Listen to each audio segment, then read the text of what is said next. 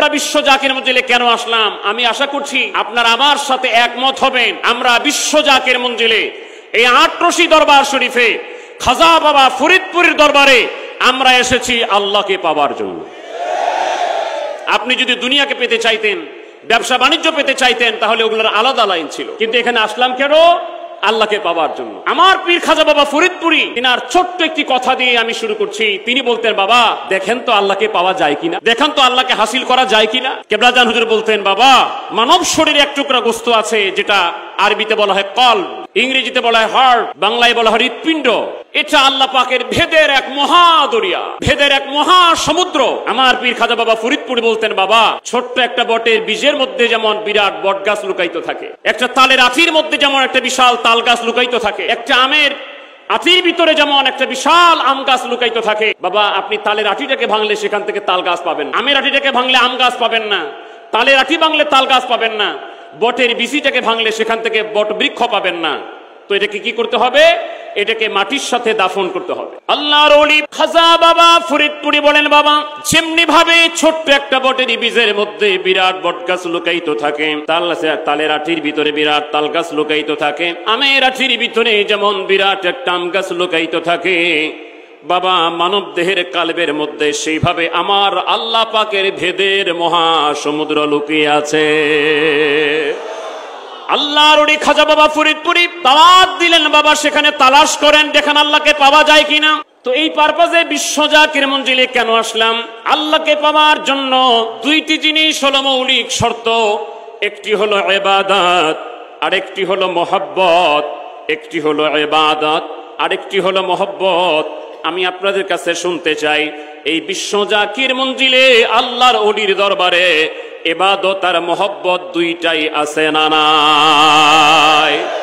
অর্থাৎ আপনি আল্লাহকে পেতে চান, আল্লাহকে লাভ করতে চান, আল্লাহকে হাসিল করতে চান, এটা করার জন্য যা কিছু দরকার সেই ইবাদত আছে, মহব্বত আছে। শুধু ইবাদত আর মহব্বত থাকলে হবে না।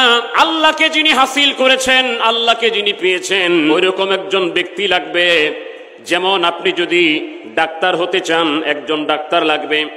আপনি যদি ইঞ্জিনিয়ার হতে চান, ইঞ্জিনিয়ার লাগবে। আপনি যদি শিক্ষক হতে চান, আরেকজন শিক্ষক দরকার হবে। তাহলে আপনি যদি আল্লাহকে পেতে চান, যিনি আল্লাহকে পেয়েছেন এরকম একজন ব্যক্তি লাগবে। যিনি আল্লাহকে পেয়েছেন তিনি হলেন আমার পীর খাজা বাবা ফরিদপুরি। তিনি দেখাতে পারেন কিভাবে আমার আল্লাহকে পাওয়া যায়। আল্লাহকে পাওয়ার সেই সিস্টেম, মাধ্যম আমার পীর খাজা বাবা ফরিদপুরি দেখিয়ে দিয়েছেন। এই আল্লাহকে পাওয়ার সিস্টেম আর মাধ্যম হলো, আমার আল্লাহকে পেতে হলে যাকে পেতে হবে, আমার আল্লাহকে চাইতে গেলে যাকে চাইতে হবে, আমার আল্লাহকে হাসিল করতে হলে যাকে হাসিল করতে হবে, তিনি হচ্ছেন দয়াল নবী রাহমাতুল লিল আলামিন। আমার রাসূল ছাড়া, আমার নবী ছাড়া, আমার দয়াল নবী রাসূল পাক সাল্লাল্লাহু আলাইহি ওয়াসাল্লাম ছাড়া আল্লাহকে পাওয়া যায়? আল্লাহকে পেতে হলে যাকে পেতে হয়, আল্লাহকে হাসিল করতে হলে যাকে হাসিল করতে হয়, তিনি হলেন আমার দয়াল নবী রাসূল পাক সাল্লাল্লাহু আলাইহি ওয়াসাল্লাম। আমার খাজা বাবা ফরিদপুরি তিনি বলেন, বাবা আপনারা যদি আমার কথা মানতে পারেন, আমার কথা মতো যদি চলতে পারেন, তাহলে আমি বাবা আপনাদেরকে আমার দয়াল নবীর সাথে পরিচয় করায়া দিব। এই গ্যারান্টি, এই নিশ্চয়তা আমাদেরকে দিয়েছেন খাজা বাবা ফরিদ। এজন্য অনেক জাকের ভাইদের এই ওরস শরীফে যে সমস্ত জাকের ভাইরা আছেন, এখানে অসংখ্য হাজার হাজার জাকের ভাইদের এরকম প্রমাণ পাওয়া যাবে। যেহেতু আমাদেরকে অনেক জাকের ভাইরা বলেছেন, আমরা নিজের কথা বলি না, জাকের ভাইদের কথা বলি। অনেক জাকের ভাইরা আমাদেরকে বলতেন, ভাইজান পীর কেবলাজান হুজুরকে মাঝে মাঝে স্বপ্নে দেখি, কেবলাজান হুজুরের সাথে কথা হয়, হুজুরের সাথে আলাপ হয়, মাঝে মাঝেই দেখি, কিন্তু হঠাৎ করে একদিন দেখি পীর কেবলাজান হুজুর খাজা বাবা ফরিদপুরি আমরা তেরেকে কদমবুসি করতে যাই। কদমবুসি পাইলে করি। মনে রাখবেন, ইসলামী শরীয়তে কদমবুসি করা 100% জায়েজ। ইসলামী শরীয়তে সম্মানিত ব্যক্তির সম্মানে কদমবুসি করা, তাদের তাজিম করা, তাদের সম্মানে দাঁড়ানো, এগুলি 100% জায়েজ। কিন্তু আল্লাহ ছাড়া আর কাউকে সেজদা করা হারাম। এটা মাথায় রাখবেন, এটা মনে রাখতে হবে আমাদের। সেজদা পাবে একমাত্র আমার আল্লাহ। জাকির ভাইরা বলেন, হুজুর কেবলাজানকে কদমবুসি করতে যাব। ওই দিন হুজুর আমাদেরকে কদমবুসি করতে নিষেধ করলেন। বাবা আজকে আমাকে কদমবুসি না। জাকের ভাই চিন্তা করেন হুজুরের সাথে কোনো বেয়াদবি হয়ে গেল কিনা। চিন্তা করার সাথে সাথে তাৎক্ষণিকভাবে খাজা বাবা ফরিদপুরি তিনি বলতেছেন, বাবা আজকে আমাকে কদমবুসি করা যাবে না, আজকে কদমবুসি আমাকে নয়, আজকে উনাকে কদমবুসি করেন। দেখেন বাবা, উনি হলেন আমার দয়াল নবী রাহমাতুল লিল আলামিন। খাজা বাবা ফরিদপুরি গ্যারান্টি দিয়েছেন, বাবা আমার কথা যদি মানতে পারেন তাহলে আমি আপনাদেরকে দয়াল নবীর সাথে পরিচয় করায় দেব। তো যিনি দয়াল নবীজিকে হাসিল করেছিলেন তিনি দয়াল নবীজিকে পরিচয় করায় দিতে পারেন। আমার কেবলাজান হুজুর খাজা বাবা ফরিদপুরি কলকাতায় থাকতে সেই কলকাতার জমিনের লম্বা ইতিহাস আমরা সেটা বলবো না, সেইখানে আমার কেবলাজান হুজুর দয়াল নবী রাসূল পাক সাল্লাল্লাহু আলাইহি ওয়াসাল্লামকে হাসিল করে তিনি কদম ধরে তওবা করে আমার দয়াল নবীজিকে যেভাবে পেয়েছেন তিনি দেখাই দিতে পারেন যে দয়াল নবীজিকে কিভাবে পাওয়া যায়। অতএব আজকে আমরা দৃঢ় শপথ নিতে চাই যে আল্লাহর ওলি আমাদেরকে দয়াল নবীর সাথে পরিচয় করে দিতে পারেন, যে আল্লাহর ওলির তাওয়াজ্জুর বদলতে আমাদের মুর্দাদের জান্দা হয়, যে আল্লাহর কদমে আসলে দয়াল নবীর মহব্বতে চোখের পানি ছেড়ে দিয়ে আমরা কাঁদতে পারি, কাঁদতে শিখেছি। আমরা শেষ নিঃশ্বাস পর্যন্ত সেই মহান মুর্শিদ আল্লাহর ওলি খাজা বাবা ফরিদপুরীর কদম মোবারক জিন্দেগিতে ছেড়ে দিব না। আমরা আল্লাহর কোরআনুল কারীম থেকে 30 পারার সূরা ফাজর 27, 28, 29, 30 নম্বর আয়াত তেলাওয়াত করেছি। আমার আল্লাহ পাক বলছেন, হে নফসে মুতমাইন্নার অধিকারীরা, হে প্রশান্ত আত্মা, তুমি আল্লাহর দিকে প্রত্যাবর্তন করো। রাদিয়াম মারদিয়া, তুমি এমন ভাবে আল্লাহর দিকে আসবা তুমিও আল্লাহর উপর খুশি, আমার আল্লাহ তোমার উপর খুশি। যখন এই মাকামে তুমি পৌঁছে যাবা, তুমি আল্লাহর খাস বান্দাদের মধ্যে প্রবেশ করো। আমার আল্লাহ পাক ডেকে বলছেন, ওয়াদখুলি জান্নাতি, আমি আল্লাহ পাক তোমার জন্য জান্নাতের দরজা খুলে দিই, তোমাকে আহ্বান করছি। এবার তরিকতের কয়েকটা কথা খেয়াল করেন। 1 নাম্বার, এই যে নফসে মুতমাইন্না, এর আগে 2টা স্তর আছে, একটা হলো নফসে আম্মারা। সূরা ইউসুফের 53 নম্বর আয়াতে আল্লাহ পাক বলছেন, ইন্নান নাফসা লাআম্মারাতুম বিসসু, নফসে আম্মারা মানুষকে খারাপ দিকে পথ দেখায়, সে ভালো চিন্তা করে না। তো সেখান থেকে আপনাকে যেতে হবে নফসে লাওয়ামায়। সূরা কিয়ামতে আল্লাহ পাক নফসে লাওয়ামার শপথ করেছেন। তো এই 2টা অতিক্রম করে করে আপনাকে যেতে হবে নফসে মুতমাইন্নায়। তো সেখানে যাবার জন্য একটা প্রক্রিয়া লাগবে, একটা পদ্ধতি লাগবে। সেটাকে এই নফসটাকে কন্ট্রোল করে করে আপনাকে সামনে যেতে হবে। সেজন্য কি করা দরকার? নফসে আম্মারা মানে অসুস্থ নফস, অসুস্থ আত্মা।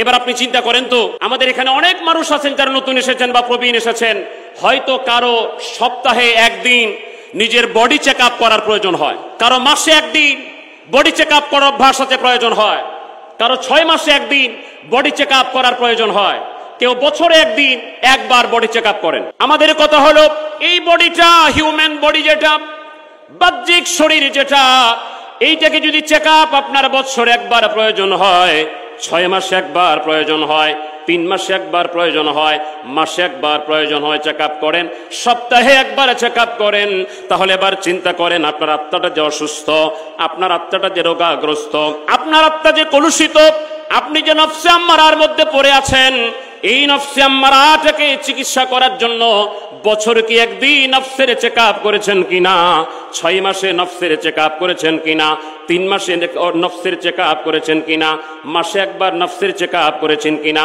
সপ্তাহে 1 বার চেক আপ করেছেন কিনা? চেক আপ করতে গেলে ঢাকা মেডিকেল কলেজে নয়, রাজশাহী মেডিকেল কলেজে নয়, পৃথিবীর অন্য কোন মেডিকেল কলেজে গেলে এই নফসের চেক আপ করা যাবে না, নফসের সংশোধন করা যাবে না। এই নফসকে যদি চেক আপ করতে হয়, নফসকে যদি সংশোধন করতে হয়, নফসকে চেক আপ করার, সংশোধন করার হাসপাতাল হলো আল্লাহর ওলিদের দরবার। এজন্য খাজা বাবা ফরিদপুরি বলতেন, বাবা সপ্তাহে 1 বার দরবারে আসবেন, না হলে 15 দিনে আসবেন, না হলে মাসে 1 বার আসবেন, না হলে 3 মাসে 1 বার আসবেন, না হলে 6 মাসে 1 বার আসবেন, না হলে বাবা ওরস শরীফ যেন কাজানো হয়। অর্থাৎ এই ওরস শরীফে এই 4 দিন আপনাকে বিশ্ব জাকির মঞ্জিলে রেখে রেখে আপনার নফসকে চেক আপ করে মাথার চান্দি থেকে পায়ের তলা পর্যন্ত 33 কোটি লতিফাকে চেক আপ করে করে আল্লাহর ওলি আপনাকে আল্লাহ পাওয়ার জন্য তৈরি করে দিতে চান। এজন্য বিশ্ব জাকির মঞ্জিল আল্লাহর ওলির দরবার। এখানকার কর্মকাণ্ড যদি আপনি দেখেন, বিশ্ব জাকির মঞ্জিলে এসে আপনি কি পেয়েছেন, অর্থাৎ আল্লাহকে পাওয়ার জন্য যা কিছু দরকার সেগুলি বিশ্ব জাকির মঞ্জিলে সব আছে। মানুষের সাথে সুন্দর ব্যবহার করার জন্য যা দরকার, একজনের সাথে চলতেছেন, ধাক্কা লাগতেই পারে, তার সাথে কেমন আচরণ করবেন, ধাক্কা লেগে গেলে কি রাগারাগি করবেন না ক্ষমা করে দিবেন, সেটাও বিশ্ব জাকির মঞ্জিলে শিক্ষা দেওয়া হয়। আপনি রান্না কেমনে করবেন, মানুষের মেহমানদারি কেমনে করবেন, সমস্ত কিছুর শিক্ষা এই বিশ্ব জাকির মঞ্জিলে, এই দরবার শরীফে আমার পীর খাজা বাবা ফরিদপুরি এই দরবার শরীফে রেখেছেন। অর্থাৎ এই আল্লাহর ওলিদের দরবার বিশ্ব জাকির মঞ্জিল শুধু নয়, যতগুলি আল্লাহর ওলি দরবার আছে প্রত্যেকটা আল্লাহর ওলির দরবার হচ্ছে অমানুষকে মানুষ বানাবার কারখানা। সাধারণ মানুষকে উন্নত মানুষ করার, উন্নত মানুষকে আল্লাহর ওলি বানাবার কারখানা হচ্ছে আল্লাহর ওলিদের দরবার। এই দরবার শরীফে আমরা রাজনীতি করিও না, রাজনৈতিক আলোচনা করিও না, রাজনৈতিক আলোচনা পছন্দ করিও না, আমরা দাঙ্গা হাঙ্গামায় বিশ্বাসী নই। বিশ্ব জাকির মঞ্জিল আধ্যাত্মিক প্ল্যাটফর্ম, তাসাউফ চর্চার একটি প্ল্যাটফর্ম। এইখান থেকে শুধুমাত্র আমরা আমাদের কথাগুলি বলে দিচ্ছি।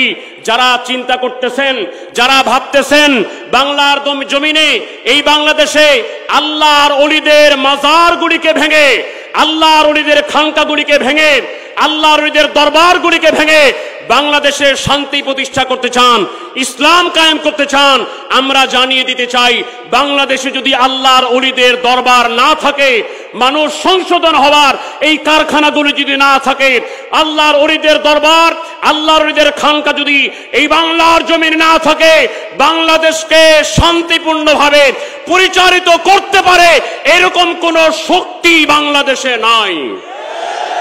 অতএব যেই জায়গাগুলিতে গিয়ে অমানুষ মানুষ হয়, মানুষের চরিত্র সংশোধন হয়, মানুষ আল্লাহকে পাওয়ার জন্য প্রস্তুত হয়, মদিনাওয়ালার প্রেমে পাগল হয়, আমরা আহ্বান করব মানুষকে শান্ত রাখতে গেলে, আল্লাহ পাইতে গেলে, ইসলাম চর্চা করতে গেলে আল্লাহর ওলিদের দরবার শরীফে হামলা নয়, এগুলিকে ভেঙে দেওয়া নয়, এগুলিকে ধ্বংস করা নয়, আল্লাহর ওলিদের দরবার শরীফকে সংরক্ষণ করে সেগুলিকে ভালোবেসে সেগুলিকে নিরাপত্তা দিলেই বাংলাদেশে শান্তি প্রতিষ্ঠা।